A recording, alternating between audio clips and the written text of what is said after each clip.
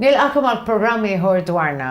Il-lejla ħaniltaqgħu nerġgħu ma' persuna veru speċjali, Natalie mhux Camp, kienet l-aħħar persuna li jiena kelli programm magħha is-sena l-oħra, imma jiena xtaqt nerġa' niltaqa' ma' Natalie u nitkellmu naqra iktar fuq ix-xogħol li qed nagħmlu flimkien ma' Chris u ma' Jonathan. Chris u Jonathan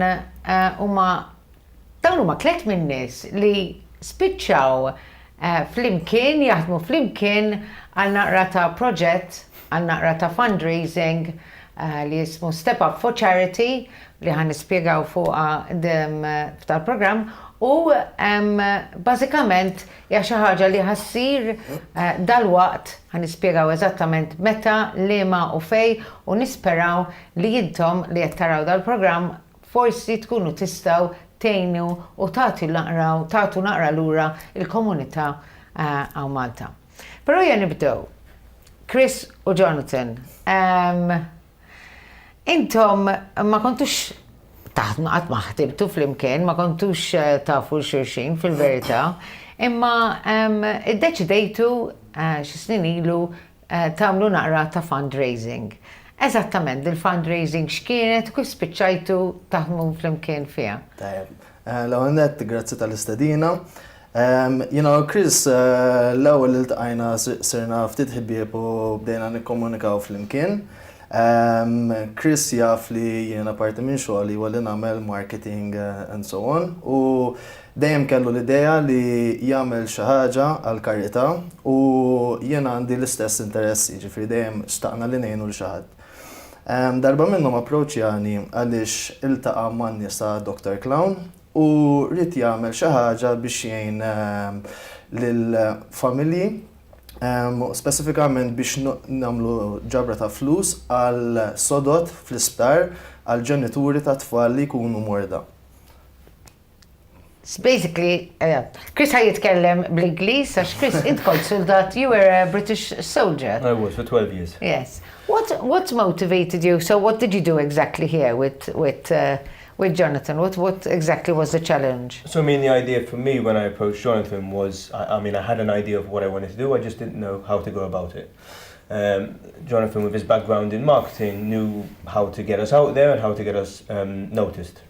The reason behind it was I spent a few nights in the hospital, unfortunately with my sister, who now passed away, and I had to spend a few nights in the hospital on the chairs. And I thought, if we can have beds in here, how much more comfortable it would be to support, any relative you have within the hospital. So I had an idea of what I wanted to do. Again, I didn't know how to go about it. In the meantime, I got in contact with Dr. Clown, who work obviously within the children's wards in the hospital. And it came to our attention that there were so many wards, 20, that we could raise money for and get these beds in there. So I had an idea, I was going to run 20 marathons in 20 days for these 20 beds. And between me and Jonathan... Irnexxilna, ma kienx faċli, ovvjament, għaliex kellna perjodu żgħir biex niġbru dawn il-flus, imma sibna ħafna support kemm minn xulxin, kemm minn Dr. Clown, in-nies ta' Dwarna u l-kumpaniji u anke n-nies Maltin, ġifieri il-fondi ġbarnihom kemm minn sponsorship u kemm minn ġbir minn SMS u anke morna nagħmlu ġbir fiżikament aħna. U konna overwhelmed kemm in-nies irrispondu tajjeb għal din il-kampanja. U bis-saħħat hekk irnexxilna ngħinu ħafna nies. Dawn huma installati fl-isptar Mater Dei. Ftit ilu kelli nkun l-isptar jiena bit-tifla. Inti għandek tifla wkoll, inti għandek tifla kemm għandha żmien. Eżattament, għandha 4 snin issa. U stajt naraħħom bajnejja u tkellimt ma' nies hemmhekk lex mort naraħħom ħadtilhom ritratti. It-tifla kienet l-isptar? Kienet l-isptar kellha operazzjoni żgħira. Imma daw għena eluf ta' familji bihom. Ġifieri meta tara n-numru ta' sodot tgħid 20 sodda huwa numru mhux kbir ħafna. Imma jekk tara l-ammont ta' nies li jużawhom jerġgħu jużawhom dawk jitilgħu ta' eluf ta' nies li din idea kreattiva. Inti missier għandek tifla ta' 4 snin. Imma jien nieħu pjaċir nistieden nies normali, ħafna drabi nindunaw li fil-verità l-qas ikunu Maltin, ikunu nisbara minn Malta, jispiċċaw jagħtu ħafna il-komunità Maltija. X'ġalek tajt irrid ngħin, irrid nagħmel xi ħaġa, mhux ħanitħallas, irrid nagħti lura x'ġalek tajt tagħmel dawn l-affarijiet?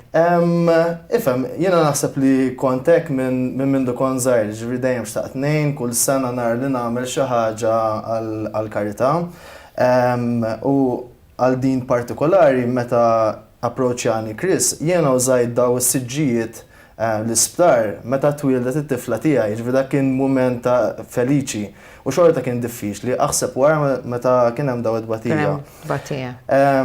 So apparti din dejjem hemm karitajiet oħra, għint lill-Life Charity pereżempju li jiġbru għar-riċerka tal-kanċer. Ma fil-verità l-eroj ta' din l-istorja mhumiex aħna li nagħmluha darba fis-sena, imma huma nies bħal Natalie li jiddedikaw porzjoni kbira ta' ħajjithom biex jgħinu lill-komunità ġimgħa wara ġimgħa wara ġimgħa. U dik tispirani ħafna li ngħid jekk daw iddedikaw ħajjithom mela għalfejn ma nistax niddedika porzjoni żgħirina wkoll. Mhux hekk, mhux hekk. Chris, you spoke about your sister. She's a motivating factor for you, your sister. What happened with your sister? She had cancer, I think, for about a year. How old was she? She was 26 at the time. Very young. So very young. And within a year, it spread really quickly and it was almost over before it started, and it does motivate you. It gives you a reason to wake up, you smile more and you realize life is not to be taken for granted. And whilst I'm here personally, I would just like to give back as much as possible. And she's always in my mind, whatever charity I work with, she's always going to be the motivating factor for me. She was very young. Was she a mummy too? She was a mummy. She was a mummy. And her children, how many kids did she have? She had one boy, baby Jake, who's growing up now. He's a spitting image, and he's got just as much life as she had, if not more. Okay, so at least you can be a good uncle now. As much as I can be. So we go to Natalie, dearest Natalie, who, when I spoke to her, I met Natalie, l-tqajt ma' Natalie, l-tqajt ma' Natalie biex niltaqa' magħha biex insir naf fuq dil-idea maraviljuża li għandha Step Up for Parkinson's, li ħan nitkellmu fuqha naqra, nispjegaw naqra eżattament x'qed tagħmel Natalie. U meta kont qed inkellima, ċempilt il-Chris. U il-Chris għatlu, Chris, għandek bżonn, għax Chris kien ilu jgħid li jien irrid nagħmel xi ħaġa u rrid nerġa' nagħmel naqra flus għal xi ħadd, imma trid tkun xi ħaġa li jiena veru nemmen fiha. U ċempilt il-Chris, kont qed nieħu kafè ma' Natalie, għatlu Chris, iltqajt ma' xi ħadd naħseb ġej issa għalli. Ġi 10 minuti wasal iltaqgħu ċempilna l-Jonathan. Oh, the rest is history. Natalie, you started off, you were a dancer, no? Yes. This is exactly who you are, really. Yes. You love to dance, you always danced. Yeah, I started to dance when I was 5, and apparently, according to my mom, I used to dance before I was walking. You used to dance before you were walking? And then I went to university in Holland, became a professional dancer, danced for 10 years on contracts, and then eventually I started choreographing and producing, and then I went back to school here. You went back to school here. Yes. You're Dutch. What brought you to Malta? Wow, that's a long time ago. Almost 9 years ago, I came to Malta. Actually, I fell in love with someone and lived in Malta, so I came to Malta for this reason. Okay, all right. So that's what brought you to Malta, actually. It started off with love. Yes, it started off with love. Ma xi ħadd u ġiet Malta u għalhekk ġiet. We're very happy that you came here, but thank God, because what you're doing is beautiful. Can you tell us a bit, Step Up for Parkinson's? Yes. What is it? We're going to talk more about it after the intermission, but what is this idea that you had? Why? How did you come about to this idea? What made you think of Step Up for Parkinson's? Well, I went back to school to finish a degree at university here in Malta in 2016. And because I was an older student, I already was thinking about what can I do with my degree. And I really wanted to become a dance therapist and continue in my master's as a dance therapist to be able to use my passion to help other people. And so when I started the course, I skipped a year. I straight away was speaking to my professors at university and tutors about what can I do when I was thinking about helping people with ADHD, because my best friend, her son, has this. And she said, listen, Natalie, you should check this out. And she sent me a link about what they do, Dance for Parkinson's in New York. And when I saw it, I just knew this is what I want to do, because my family, my aunt, her partner had Parkinson's core, and he passed away of Parkinson's. And so she was the caregiver, so I saw both sides basically, but more her. And when he passed away, she walked a pilgrim from Amsterdam to Rome on her own for 3 months. And she raised money for the Dutch Parkinson's Foundation. She wrote a little book about it. So I knew that this had happened. So when I see this video and the first person that is speaking on camera is a man in New York wearing a T-shirt with the Maltese sign. So I don't know for you, but I was just like, this is it. I was like, so I just changed every exam, every paper was about Dance for Parkinson's, until the point where people at University of Malta were like, oh, again about Parkinson's, can you just change subjects? And so then we did a pilot study with Amy de Mack, and then we started looking for funding, and we got funding from the Malta Community Chest Fund, became a volunteer organization in 2017 in March. And now, it's growing. Yes, we started with 8 participants or 15, and now we have a database of 120 people. Okay. Yeah. I'm going to ask to show the video that has to do with the fundraising that we're going to be doing, no? In October, on Saturday. Ejja naraw il-video tal-promotion tal-fundraising li ħanamlu.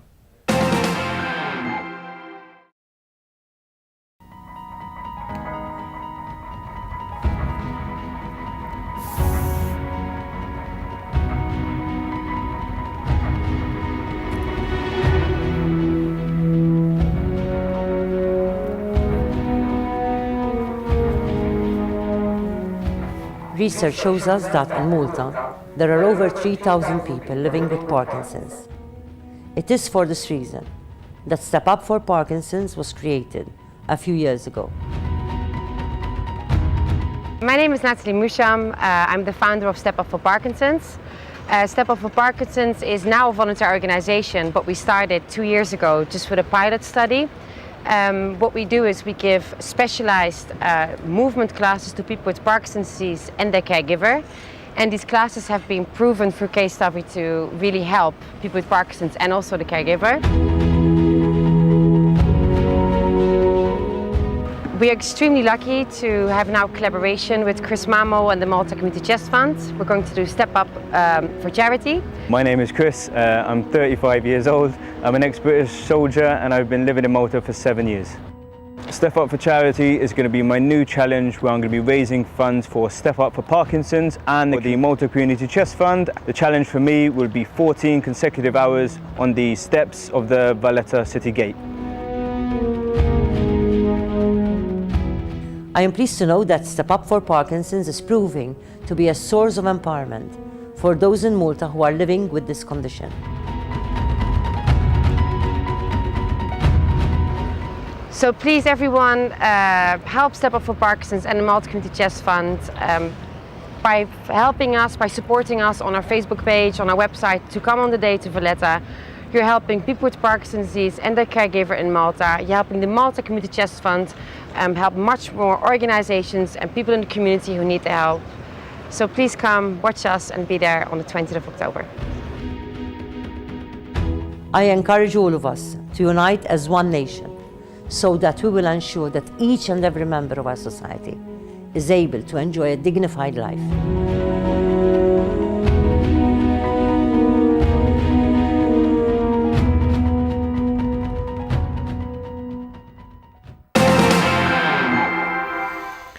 How are you going to run up and down those stairs? Ġviri Chris, ħajitla u jinżel it-taraċ ħdej il-Parlament ta' Malta l-Belt fl-20 ta' Ottubru. Dal-waqt. For how many hours? Kem sijat? 12. Għal 12 sija. ħajjitlaw jinżel, jinżel, u ma tistax tiqaf, you're not gonna stop, right? No, the idea is to continuously go for 12 hours. The We'll idea. count and see how many times that accumulates to. Għandkom 12 sija biex intom tiġu u tagħtu l-flus. Il-flus, għan nispiegaw naqra xiex ħannużawa. Għan nispiegaw naqra l-lum, Step Up for Parkinson's, ġifiri ħannużawom, għan nispiegaw għal xiex ħannużawom il-flus. How do you train for something like this? I mean, you train your body to its max when it comes to physical stamina, endurance, hours in the gym and outside. But after a certain amount of time, it becomes mental because the body is fatigued, you're tired, you want to stop. The only thing then that takes over then is the memory of why you're doing it, believing in what you're doing. And again, if the money is coming in and we're raising good money, then it just keeps me going for the whole 12 hours. Ġvi importanti li aħna natu l-flus biex u ma jaqafx. Important that we have to give him money, otherwise he's going to end up stopping.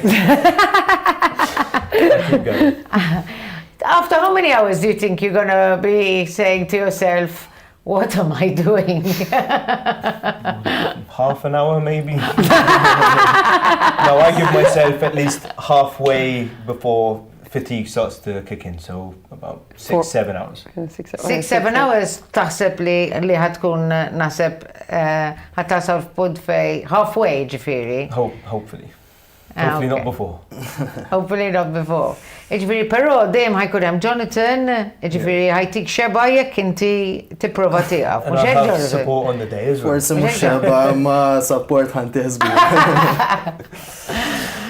Nat li ħankunu hemm xi prosta we're gonna be whipping him if he stops. No. Le, imma qed niċċajtaw, però fil-verità immaġinaw meta intom titlgħu u tinżlu it-taraġġ darbtejn tliet darbiet u tibdew tgergru.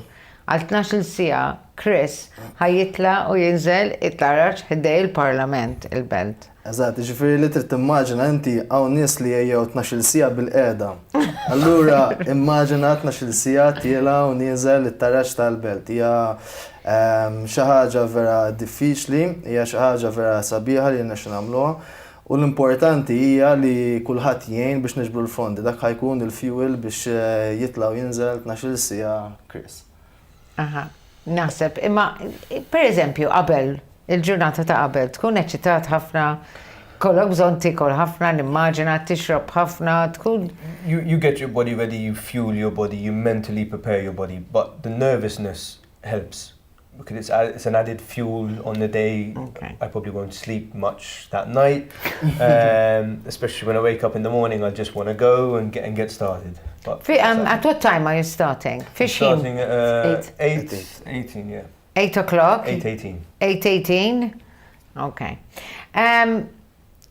Qabel ma niddiskutu, before we discuss what you're doing with Step Up for Parkinson's, nixtieq nagħmel konsaqsejt it-tabib, il-professur, il-konsulent ta' Parkinson's biex jispjega Parkinson's eżattament. X'inhi dil-marda? Ejja nisimgħu.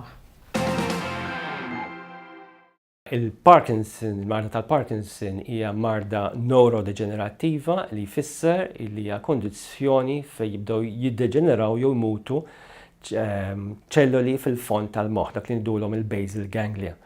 Dawn iż-żoni fil-moħħ huma importanti għax jikkontrollaw il-movimenti fini tagħna, ġifieri dak ngħidu fine motor control, speċjalment l-użu ta' jdejna, swaba, eċetera.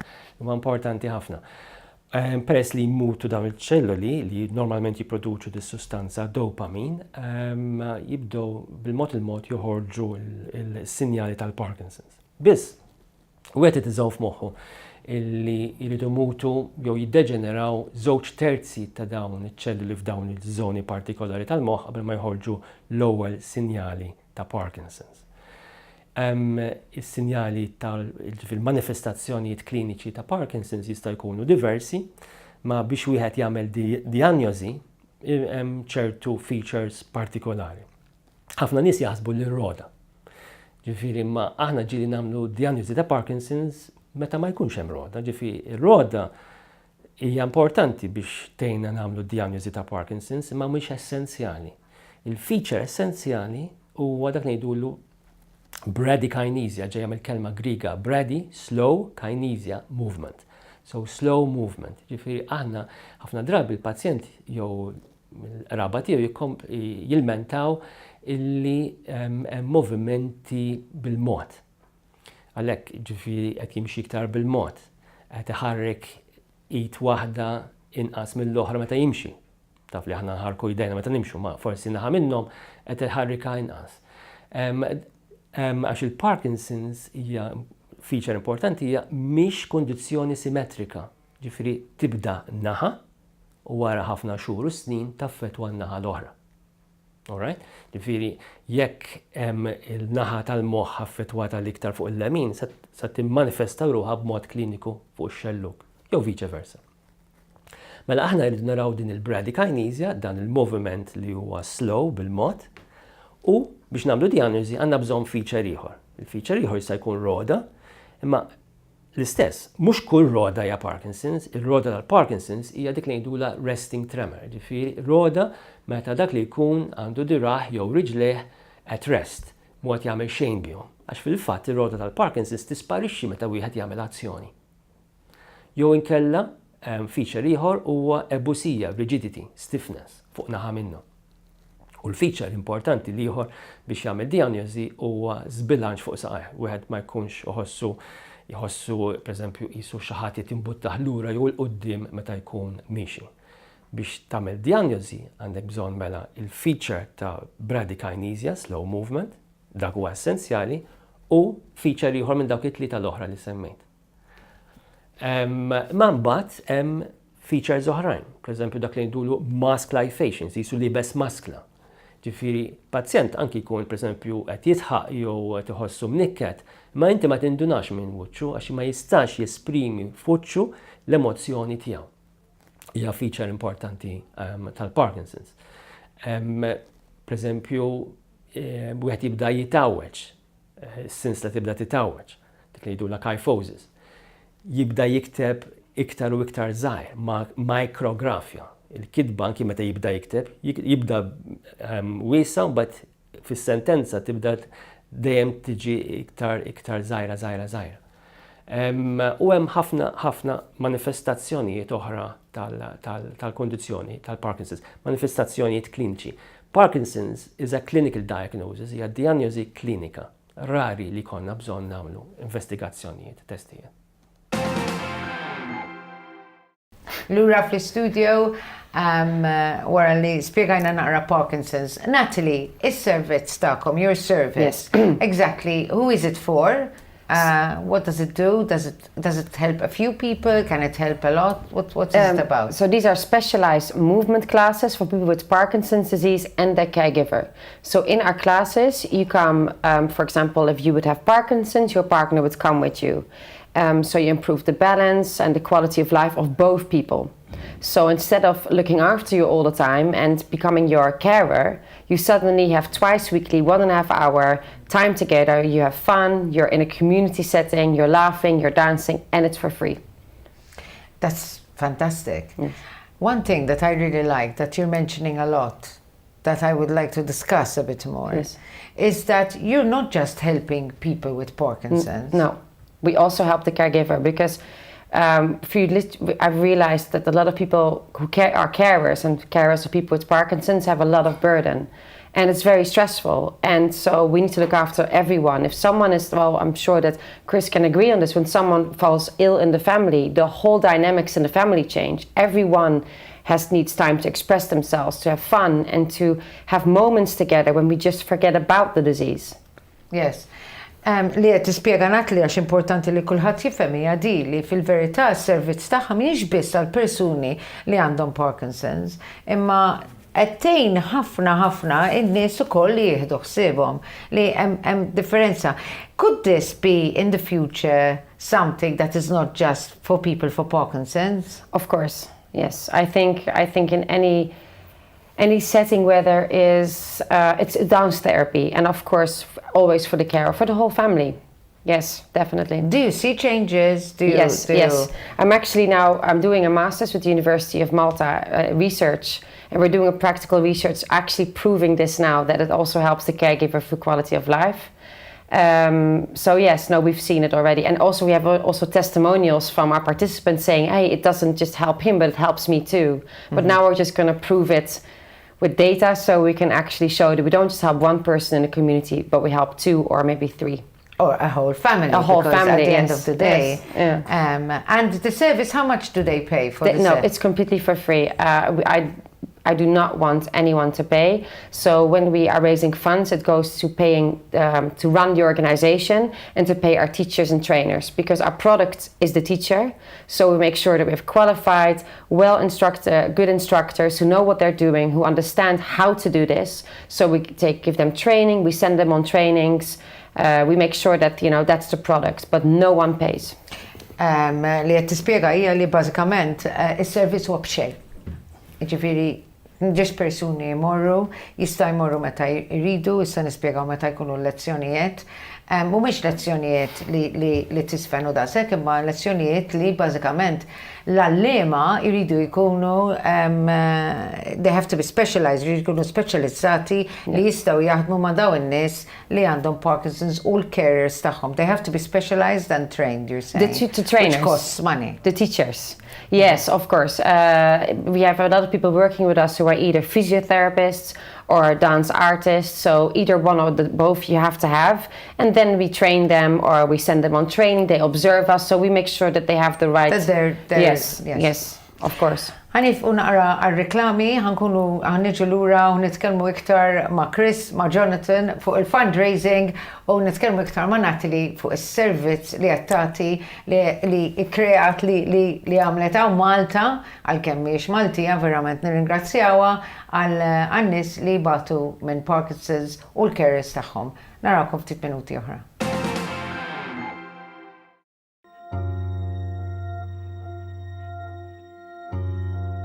Parkinson's hija marda kera ħafna. Tara nies vera morda bil-Parkinson's wieħed qisu jaqta' qalbu. It's a progressive disease, as you know.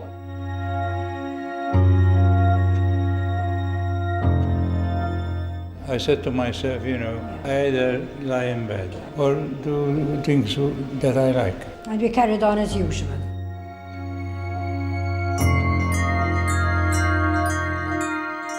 Kim qegħdin hawn 50 ruħ, ġifieri għad fadal ħafna xogħol se jsir. We're going to raise funds and we're going to raise more awareness. As far as the gala goes, we're practicing quite a bit. We need to practice more. We'll do our best. Ladies and gentlemen, can I please ask you to all sing along?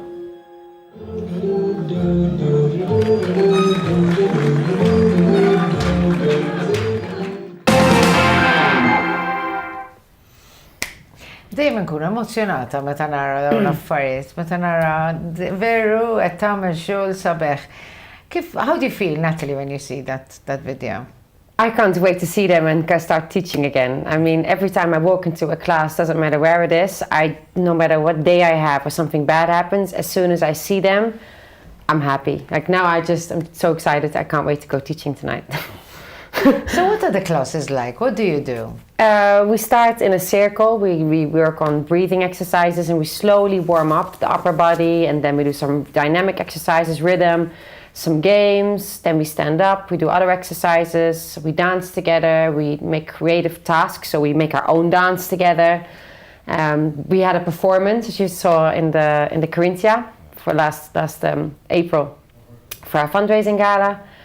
But we also have families, so we have Christmas dinners together. When there is a birthday, we always buy cakes and drinks, and we literally celebrate this. We're very, very close. So bażikament li għattajt hija li n-nies jiġu flimkien li jagħmlu li jisfnu li jekkreaw li jekk xi ħadd għandu birthday jieħdu pjaċir flimkien. They're family-like. Yes. They're a group of people who are a family. Yes, we definitely are a family. We even when we had, for example, over the summer, we closed for 2 weeks because of the too hot in August, and they would go for walks all together. And no, it's really, really, it's a very yeah, it's a family. I see the participants more than I see my own friends, which is great. Yeah. That's not very good for the friends. That didn't sound very good, did it? No, I mean, as in, it's great because that I see them so often, you know, and that it's just you see them, you know, maybe walk in one day not so happy, having not a good day, and then they walk out and they smile. I mean, that's priceless. I think that have they ever been to one of the No, lessons? but they're coming. They are coming. So. I'm dying to watch you dance. We're very good dancers. Meta tismaħħa titkellem il-Natalie? Kif tossok? Le, jena meta smajt bl-ideja l-ewwel darba kienet xi ħaġa li affaxxinatni għaliex onestament ma kontx naf li teżisti din it-tip ta' terapija biex ngħidu dawn nies morda. Ġifieri apparti li Natalie qed tibni komunità fejn nies li jibgħatu bil-Parkinson's jistgħu jiltaqgħu flimkien. Il-fatt li hemm it-terapija ta' sfin ukoll hija xi ħaġa on top of that li hija sabiħa u bekk qiegħda tibni familja. U kif qedlek qabel, il-fatt li għamlet parti kbira minn ħajjita u qed tagħmel l-istudju fuq hija xi ħaġa li tispirani biex nipprova nagħmel xi ħaġa aħjar jiena wkoll. Inti sena l-oħra irbaħt xi award, irbaħt ta' xiex kienet ġa? Kont irbaħt Entrepreneur of the Year Award mal wieħed mill-proġetti tagħna. Dis-sena wkoll erbaħna xi ħaġa oħra Seed Fund mill-Università ta' Malta u Take Off għal prodott li bnejna għedħiġ biex jgħinu kopji jizzewġu. Iva, għandi tim tajjeb miegħi u erbaħna naqra awards. Emmek qed naraw naqra ritratti tiegħek veru ħelwin, dik it-tifla u redna. Ija, dik it-tifla tiegħi Chloe.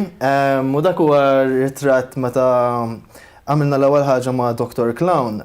Għamilt punt li fejn issa ninvolvija għalla volja kella xi sentej u nofs hemmhekk, ma kienet tiġi miegħi ġil qasmet il-flyers u koll u għandna ritratti bħal dan flimkien. Għaliex la tikber nixtieq tara x'għamlet hi meta kienet żgħira u forsi tagħmel bħalija aħjar tara ikun hemm empatija lejn il-komunità. Għandna nitkellmu ħafna fuq l-edukazzjoni, nitkellmu u nagħtu ħafna importanza fuq l-edukazzjoni, li ma skola tmur, kemm qed tistudja, fuq ir-riżultati, issa kulħadd beda l-iskola, però l-verità hija li l-familja, il-fatt li inti trabbi tifla tallima u turija ismati lura l-komunità, jiena veru nammirhom dawn l-affarijiet, naħseb huma importanti ħafna. Huma importantissimi, fil-ħajja jrid ikun hemm bilanċ. Ma l-affarijiet li semmejt l-iskola li jkollha riżultati tajjeb la tikber dak huma importanti għalija u naf li ħajkunu ta' importanza għalija fid-dinja tal-lum. Imma ma rridux nħarsu lejn id-dinja lejn direzzjoni waħda, ġifieri li ngħinu l-komunità li tgħinlek innifsek tuħsib saħtek huma kollha fażijiet importanti biex jagħmluk persuna feliċi. Kuntentizza. Kuntentizza. Ġifieri mhux biex il-karozzi sbieħ u l-ħwejjeġ sbieħ. Le, jien m'iniex persuna li jaffettwawna ħafna. Is-saħħa l-iktar ħaġa importanti u li inti tagħti lura naħseb. Eżattament, kulħadd mart nafu x'inhu, kulħadd għandu xi ħadd inklużina fil-familja tiegħu li huwa marit u jgħinek tapprezza iżjed l-affarijiet iż-żgħar fil-ħajja. Chris, you don't have kids yet. You're too young. I'm a stepdaughter. You're a stepdaughter. How sweet. So, what motivates you besides the fact that you had the experience of your sister but what pushes you to? I mean, I see it like everybody wants to do something. I just, with my abilities, I can do it the way I know how. Physically, these challenges. Through me, other people can donate. So it's, I might come up with an idea, but I look at myself as the last person involved because... So this is very important what you're saying, because the reason I'm asking you this, ir-raġuni li jiena tinsaqsihom imma intom għaliex qed tgħinu, għaliex qed tagħmlu dawn l-affarijiet kollha. Intom li qed tisimgħu, please xxerjaw din l-informazzjoni, għajdu l-kulħadd, ta' spiss in-nies imorru l-belt, tibqgħux għaddejjin, għatu l-flus, għatu d-donazzjonijiet, Għax hawnhekk hemm ġiex persuni li fil-verità m'għandhom il-ħadd fil-familja bil-Parkinson's imma jridu jagħtu lura. Għandhom ir-raġunijiet personali tagħhom. Imma l-iktar ħaġa importanti hija li nħossu nara kuntentizza fil-ħajja. Naħdmu nieħdu pjaċir, rridu l-flus, rridu nħallsu l-kontijiet, però importanti li nagħtu lura.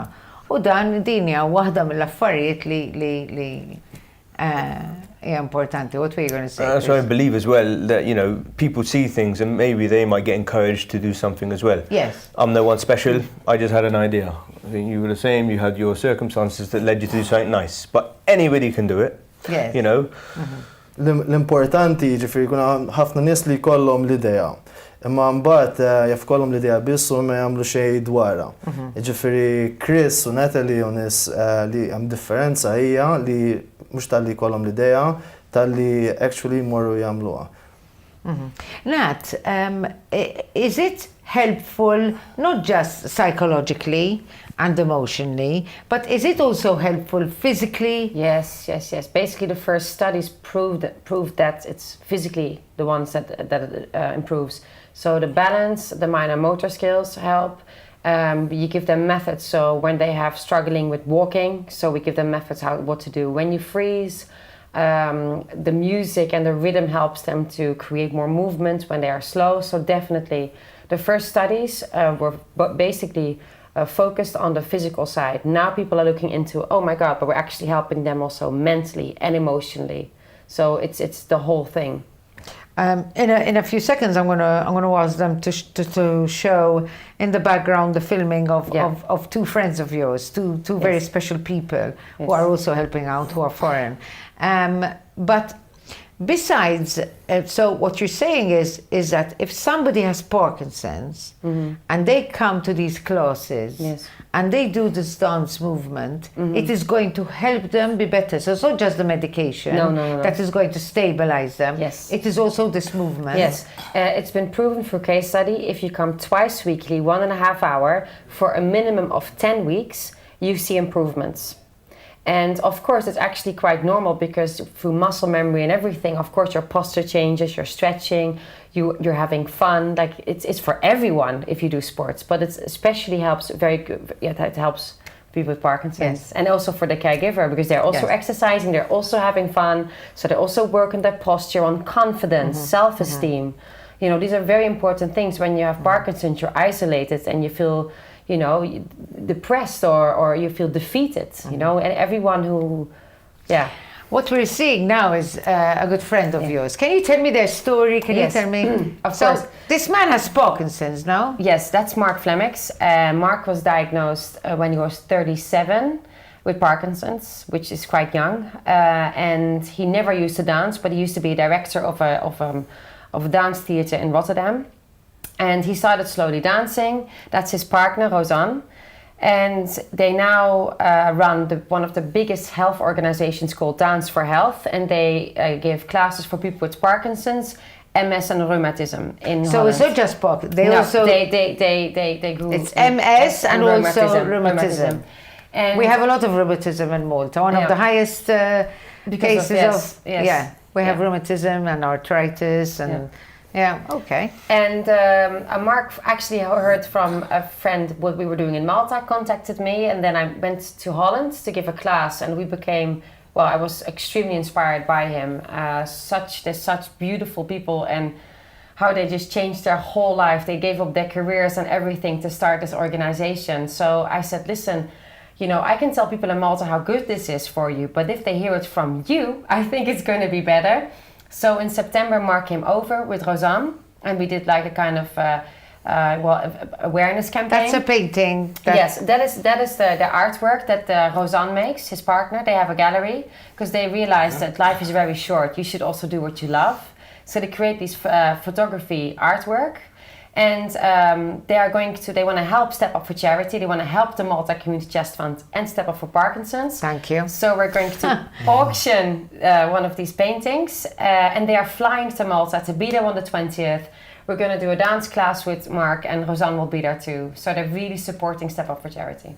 How beautiful. So they are coming down to Malta for this fundraising on the 20th. Yes. Ġviri daw it-nejn minn nis li ġejjin, they're coming from Holland. Yes. Ġejjin minn barra, ħajħalsu kollox huma, ħajjiġu għaw Malta, ħajjippruvaw jgħinu f'dil fundraising biex inkunu nistaw intelaw naqra flus, għolna naqra iktar flus għal da servizz. The money is also for Community Chest Fund, because it's fair that we say that too. Of course, yes. It's Step Up for Charity is to raise money for the Malta Community Chest Fund and for Step Up for Parkinson's. So 50% will go to the Malta Community Chest Fund and to Step Up for Parkinson's. And the Malta Community Chest Fund has helped you a lot. Yes, because of the Malta Community Chest Fund and Her Excellency the President of Malta, who really believes in what we do. We've been an organization being able to give almost for 2 years free classes.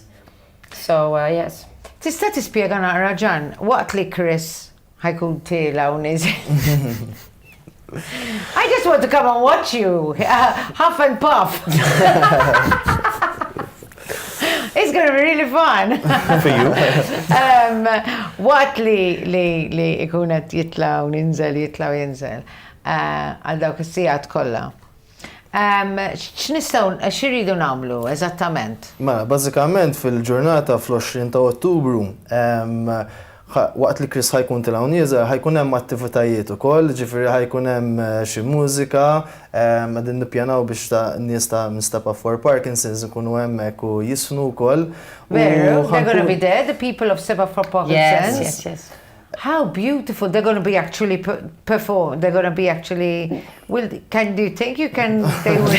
Not for 12 hours. Not for 12 hours. Not for 12 hours. Not even I would do it for 12 hours. Yes. But it would be nice if they're there, yes. Imma rridu nagħmluha bħala attività wkoll, ġifieri waqt li Chris ħajkun tila u nieżel it-tarx tal-belt, ħankunu qegħdin nagħmlu ġabra tal-flus minn nies li għaddejjin minn hemmhekk ukoll. U qegħdin nippjanaw ukoll li nagħmlu min ikun għaddej minn hemmhekk u jixtieq jitla' ftit u jinżel ma' Chris jista' jħallas donazzjoni żgħira u jkollu parti minn din l-esperjenza għalih.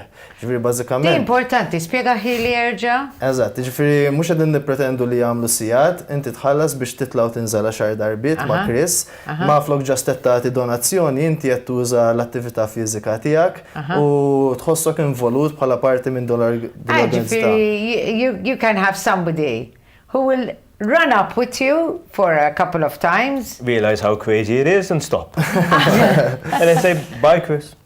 And they can give a donation for doing that. Jagħtu donazzjoni biex jagħmluha, ġifieri mhux tkun donazzjoni kbira, xi ħaġa żgħira bħal 10 euros. Imma hija mod ieħor kif tgħin. M'għandekx għalfejn titla' tarax biex tagħti donazzjoni, ovvjament. Imma jekk titesperjenza bħalik, ninkoraġġuk biex tkun hemmhekk ma' Chris u tagħmilha għal ftit drabi. Jiena nixtieq ngħid li jekk hawn xi ħadd li jrid jitla' u jinżel ma' Chris, kunu fair li jekk hu jkun ilu għaddej xi 8 sigħat u intom tiġu friski, imxu bil-pass tiegħu. You understood what I said, Chris?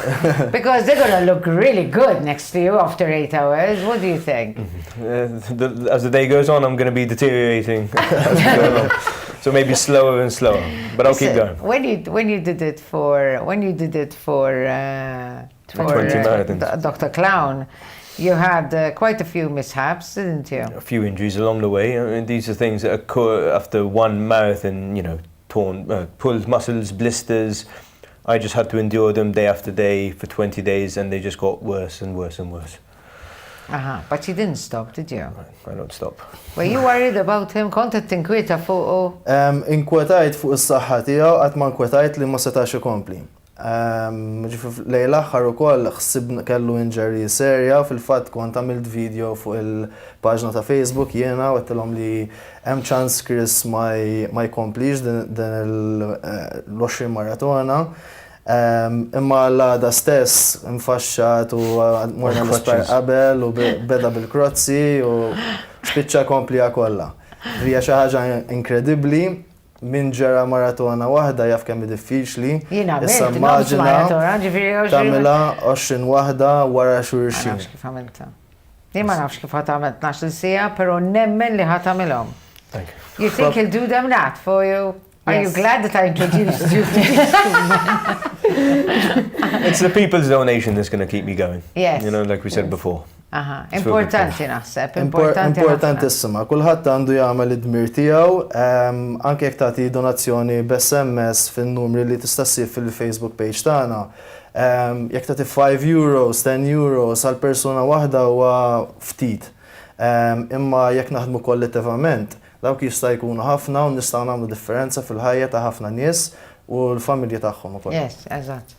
Natalie, so this money at the end of the day, yes, what are you going to use it for? To be sustainable, to make sure that we can continue giving free classes. So how many people do you have in all? In all, participants? Yes. So we have now around 118. Yes, and we just... so when you did this video last year, you had 50. There were 50 people dancing, yes. Now You've doubled? Yes. In a year? Yes. You've doubled? Yes. Oh my gosh. And before the year before that, we were 15. But we also have more locations now. We have 6 classes per week. We have Mondays in Safi, Tuesdays in Sweetie, Wednesdays in Beerzebuja and in Nassar, Thursdays in Sweetie, and Fridays in Nashar, and so that's 6. Very good. Yes. Excellent. Yes. Wow. Yes, yes. Ġifiri, nishtiq li tkun ċara di li bdiet 15 il-persuna, wara sena 50 il-persuna, illum għandha l-fuq minn 100 persuna li qed tirċievi s-servizz b'xej, Step Up for Parkinson's. Beautiful, well done, really. How many people do you want to help? Everyone. Everyone, and also everyone in the whole world, but also just everyone. Everyone, even if you have a bad day, you want to come and volunteer, just come and join our classes. I've heard from so many people, I had a really, a horrible weekend and I came to join one of your classes and it really made me happy. Because you just come with this really warm, nice environment where people care about each other. Can I ask you something? Yes. There are people who have Parkinson's who cannot walk. Yes. Can they come? Of course, everyone can join because everything that we do in the class is adapted to your disability. So if there's an exercise that you can't do standing, you stay seated and we make sure that you're still joining in. And also just if someone is not very mobile at the time, for them just to be there and to raise up an arm and to listen to the music and to interact with someone and to have connection, which we lose. Yes. Not just people with Parkinson's. I think everyone in general is too much. Yes. Losing connection. It's beautiful, yes. Yes, it's beautiful. You get very emotional when you think of them. It's really something you do from your heart. I'm very passionate about it. Yes, and that's what makes it so successful, probably, too, because you are very passionate about it. I believe that there are people who find it hard to get to you. That's true. We have, first of all, I think people are a bit scared to come and join because they think dance classes, a bit shy, but once they come the first time, they keep on coming. But a bigger issue that we have at the moment is transportation. So I have a few times people that call up and then they don't have a driver's license, there's no spouse that can bring them to the class. And all the classes are from 6:30 till 8 in the evening for the simple reason that if you bring your partner or your daughter or someone in the family, they work so they can come. But transportation is a problem. This is something that we really want to work on, but it costs money. So this is something, if people donate and send an SMS, we can hire a bus. Is this one of the first things that you really need? A way for transportation? Yes, where transportation is definitely where something. Where they can get to you. Yes, so definitely if there would be a company in Malta that would like to help us with minibuses, especially the problem is in the south area. There we seem to have more problem with people getting and coming to the locations in Beerzebuja and Safi. That would be great. That would be really, really, really great. And what about the teachers? They're paid? Of course, they're paid. They're paid for.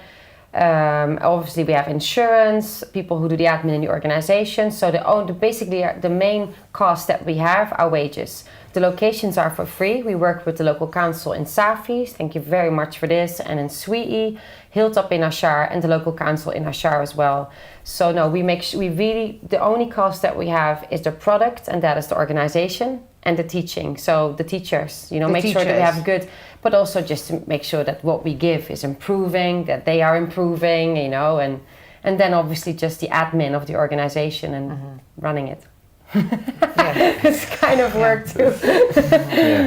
So on the 20th, you start at 8 in the morning, Chris. I think it's 8. We've 18 Yes. so that we finish at 2018 for Valletta 2018. Okay, so it's That's a nice tying big up yes. 2018 Valletta. Eżatt. What So does the 20 idea spiega naqra. Eżattament, ġifieri 20 October 18, 2018 u ħajispiċċa fit-2018 li tiġi wara 8 ta' flaxija. So ħajamel mit-8 sa 8, 12 sija.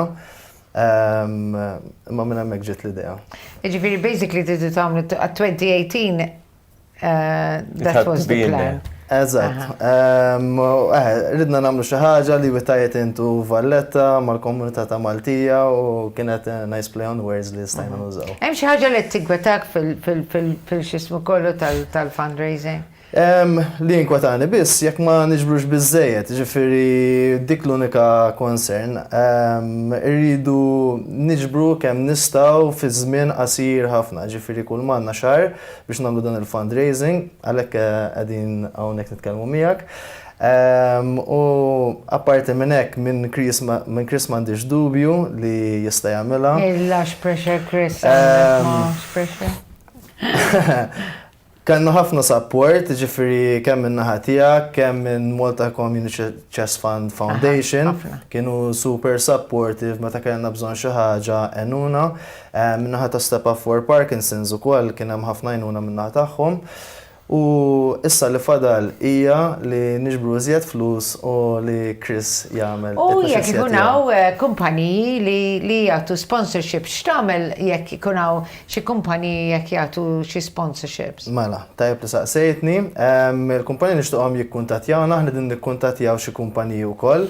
U nixtiequ niltaqgħu ma' 12 kumpanija li jagħmlu donazzjoni jisponsorjaw din il-maratona. Bażikament kif se taħdem għal kull kumpanija ħajamel sijab t-shirt bil-logo tal-kumpanija Chris u hija tajjeb li nagħtu exposure lil kumpaniji li għandhom din il-mentalità li jagħtu donazzjoni biex jgħinu lil nies oħra. Jiġifieri meta inti tkun qed tagħmel tiġri l fuq u l-isfel, tarax when you're running up and down, u jkollok kumpanija t-shirt ma tistax tieqaf jew. I'm representing that company for that hour. Għax tirrepreżenta dik il-kumpanija. Have to stay strong. Tittaġġel, tittamilha sew u b'saħħtek. Sija.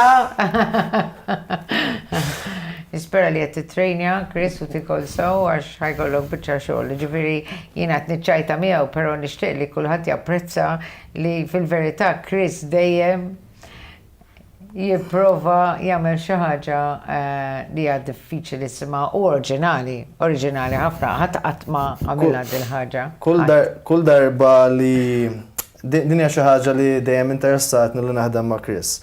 Alla volja din it-tieni darba, id-darbtej huma modi differenti kif tiġbor għal karità u barra minn hekk huma żewġ attivitajiet, żewġ ġabriet differenti, ġifieri li tiġbor as-sodot biex tgħin ġenituri ta' tfal mhix xi ħaġa normali. U Step Up for Parkinson's mhix xi ħaġa li tara. Xi ħaġa ġdida u xi ħaġa. Imma x'int tismaħha l-ewwel darba tgħid din tagħmel sens tista' tgħin ħafna nies. Allura dik li l-fatt li hija differenti wkoll tispirani biex nagħmluha b'mod differenti. We have a few seconds left, literally. Because I want to show the video again so that people can see and people can see the numbers, the telephone numbers, because they can call. Tistaw iċċemplu qed taraw dawk il-numri u tkunu tistaw iċċemplu. One last message, Nat. One last message from you. To everyone, spread the word. Come and join us on the 20th of October and send some SMS so you can donate. Every little thing helps. And come and join our classes. Come and join our classes. Okay. Chris, good luck. Thank you. We believe in you. All the pressure's on you now. Don't worry. Thank you very much. I really love being with you people because you are all very special. L-Italien huma verament nis speċjali li fil-verità nis bħalna li jridu jagħtu lura il-komunità, li jridu jagħtu lura s-soċjetà u dawn huma n-nies li verament minflok ma jqogħdu jgegru jgħidu fuq in-nies u jippruvaw ikunu jifqu u jagħtu lura s-soċjetà u verament jagħmlu xi ħaġa sabiħa. Qabel ma nagħlqu nerġgħu naraw il-video biex intom taraw eżattament Step Up for Parkinson's u Malta Community Chest Fund għal xi qed nagħmlu dal-fundraising.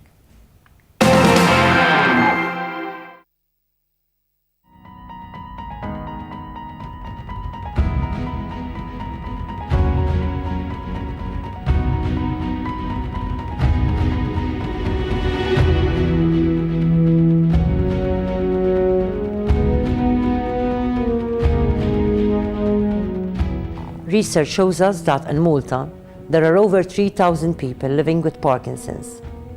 It is for this reason that Step Up for Parkinson's was created a few years ago. My name is Natalie Musham. I'm the founder of Step Up for Parkinson's. Step Up for Parkinson's is now a volunteer organization, but we started 2 years ago just with a pilot study. What we do is we give specialized movement classes to people with Parkinson's disease and their caregiver. And these classes have been proven through case study to really help people with Parkinson's and also the caregiver. We are extremely lucky to have now collaboration with Chris Mamo and the Malta Community Chest Fund. We're going to do Step Up for charity. My name is Chris, I'm 35 years old, I'm an ex-British soldier and I've been living in Malta for 7 years. Step Up for Charity is going to be my new challenge where I'm going to be raising funds for Step Up for Parkinson's and the Malta Community Chest Fund. The challenge for me will be 14 consecutive hours on the steps of the Valletta City Gate. I am pleased to know that Step Up for Parkinson's is proving to be a source of empowerment for those in Malta who are living with this condition. So please everyone, help Step Up for Parkinson's and the Malta Community Chest Fund by helping us, by supporting us on our Facebook page, on our website, to come on the day to Valletta. You're helping people with Parkinson's disease and their caregiver in Malta. You're helping the Malta Community Chest Fund help much more organizations and people in the community who need the help. So please come, watch us and be there on the 20th of October. I encourage all of us to unite as one nation so that we will ensure that each and every member of our society is able to enjoy a dignified life.